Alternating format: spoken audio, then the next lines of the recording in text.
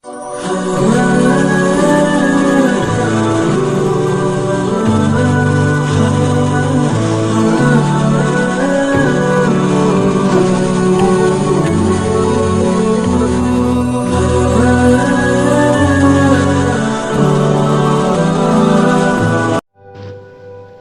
ada dalam suatu riwayat kisah diceritakan bahwa ada seorang pengusaha sukses yang taat dan gemar membantu sesama. Pada suatu hari, seorang pengusaha sukses ini terbetik atau terlintas dalam hatinya berniat ingin menolong seseorang yang sedang dalam kesusahan.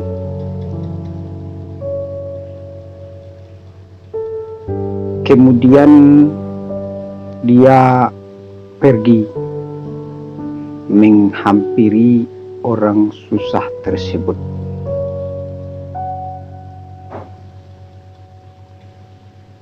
Dia membuka pintu rumahnya untuk pergi berjalan menuju ke tempat orang yang lagi dilanda kesusahan itu.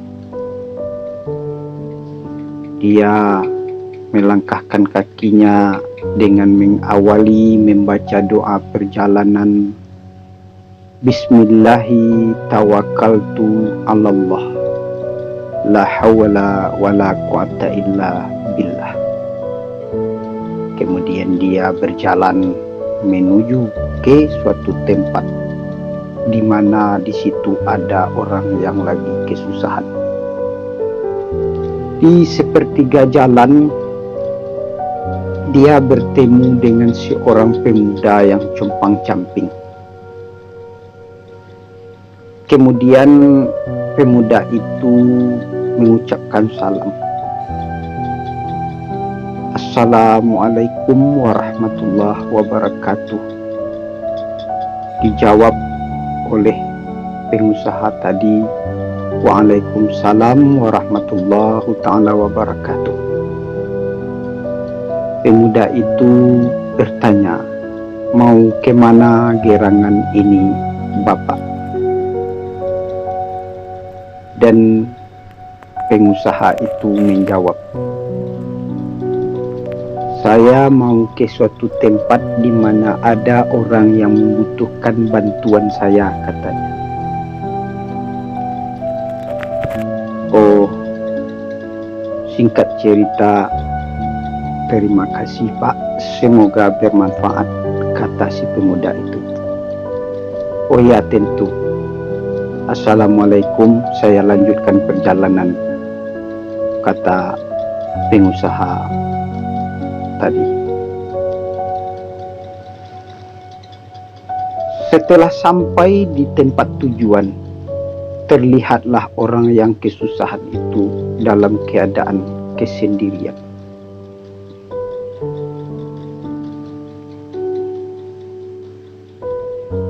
Kemudian si pengusaha ini menghampirinya. Assalamualaikum. Waalaikumsalam, jawab si yang susah tadi. Oh, kemana masyarakat di sini Bapak, katanya. Mungkin lagi menjalankan aktivitas masing-masing, jawab orang susah itu. Oh ya, ada apakah gerangan Bapak, kata orang susah itu. Oh, enggak ada. Balik saya lagi, kata pengusaha tadi. Kemudian dia balik pulang lagi. Enggak jadi hasrat hatinya yang niat hatinya ingin membantu tadi, enggak jadi. Karena di situ hanya ada bapak yang susah itu. Ada, dia balik lagi. Kemudian di perjalanan ketemu lagi, di perjalanan mau pulang ketemu lagi dengan si pemuda yang compang-camping itu. Oh, sudah selesai Bapak, katanya. Belum, mungkin lain waktu saya ke situ lagi. Tadi dia lagi sendirian. Oh ya, kata si pemuda tadi. Oke, saya pulang dulu, katanya. Nah, pulang dia. Dan kemudian terus malam. Di sepertiga malam tinggal sampai di rumahnya, dia berniat ingin melakukan sholat tahajud dan melaksanakan wudhu dulu. Setelah dia berwudhu, dia melakukan sholat tahajud 120 rakaat sampai masuknya waktu subuh. Setelah waktu subuh masuk, kemudian dia melaksanakan sholat subuh 2 rakaat dan berdoa, bertahlil-tahlil.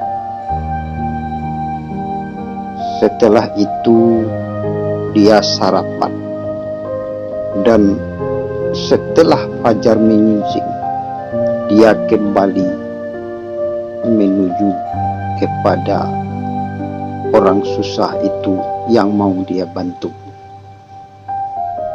Pagi-pagi dia sudah berangkat, dan di sepertiga jalan ketemu lagi dengan seorang pemuda yang compang-camping. Kemudian pemuda itu bertanya lagi, mau kemanakah gerangan Bapak? Oh, menghampiri orang yang lagi kesusahan itu lagi, katanya. Mudah-mudahan sekarang sampai niat saya untuk membantunya. Oh ya, mudah-mudahan Pak, semoga bermanfaat. Ya, tentu. Dan dia kembali melanjutkan perjalanan. Setelah sampai di tempat orang yang lagi kesusahan itu, rupanya di situ banyak masyarakat yang lagi mengantarkan sarapan dan mengantarkan bantuan-bantuan yang sedikit-sedikit. Baru si pengusaha yang sukses ini, yang taat ini, memberikan bantuannya sebanyak-banyaknya, melebihi dari bantuan masyarakat luas itu, dan mengatakan akan mempertanggungjawabkan semua kehidupan Bapak itu di hadapan orang banyak itu. Kemudian masyarakat itu sangat prihatin, sangat memuji bapak-bapak pengusaha itu karena kebaikan hatinya, keelokan hatinya, seorang ahli ibadah, pengusaha sukses yang gemar membantu masyarakat. Istilahnya dia dapat nama di masyarakat tersebut, seorang yang alim, yang taat beragama dan suka membantu. Istilahnya dermawan. Setelah dia mendapat sanjungan itu, kemudian dia pulang kembali, dan di perjalanan menuju pulang ketemu lagi dengan pemuda itu. Sudah sukseskah Bapak? Katanya. Alhamdulillah, sudah. Saya yang paling banyak membantunya Bapak itu. Sebanyak ini orang kampung, ada yang mengantarkan nasi bungkus, ada yang mengantarkan, cuman saya yang akan mempertanggungjawabkan itu. semua kehidupan Bapak yang susah itu. Sudah saya katakan di masyarakat sekitar sini semuanya. Dan masyarakat itu sangat memuji saya katanya. Oh ya Pak, alhamdulillah, kata si pemuda compang-camping itu. Jadi dia melanjutkan perjalanan pulang. Setelah sampai di rumahnya, istirahat, kemudian malam kembali. Dan di sepertiga malam kembali, dia hendak melaksanakan sholat tahajud. Dan sebelum melakukan sholat tahajud, seperti biasa dia berwudu dulu. Dan kebetulan air kerannya lagi macet, kemudian dia turun ke bawah. Di area perkarangan belakang rumahnya itu ada sumur. Kesitulah dia mengambil wudhu. Dan di balik sumur itu terkejut dia. Ada kedatangan pemuda yang sering ketemu di jalan sama dia. Pemuda yang compang-camping itu terkejut. Pemuda itu mengucapkan salam, Assalamualaikum warahmatullahi wabarakatuh. Terkaget karena di tengah malam, tentu kaget dia. Jadi karena bapak ini, pengusaha ini seorang yang alim, yang beriman, dia tidak merasa takut, cuman kaget sebentar. Kemudian dia bertanya, sebenarnya kamu ini siapa? Kata pengusaha itu.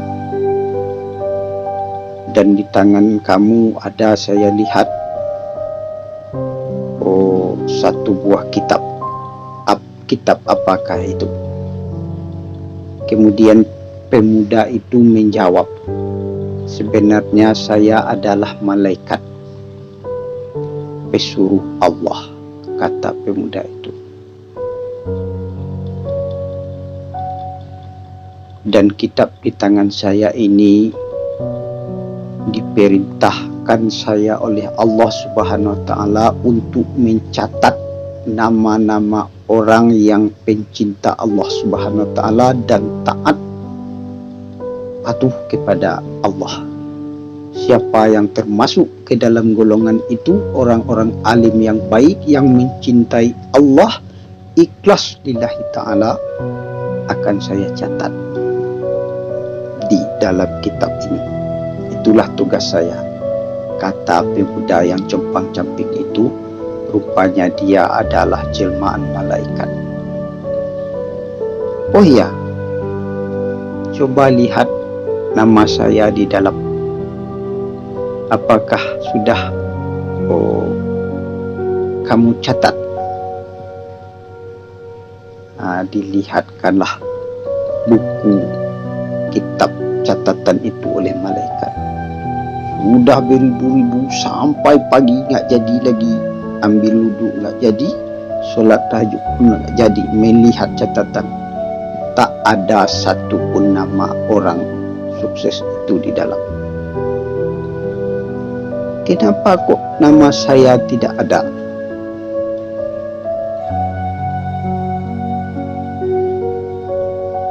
Sebenarnya, jawab malaikat itu, saya melihat semua aktivitas yang kamu kerjakan di atas bumi.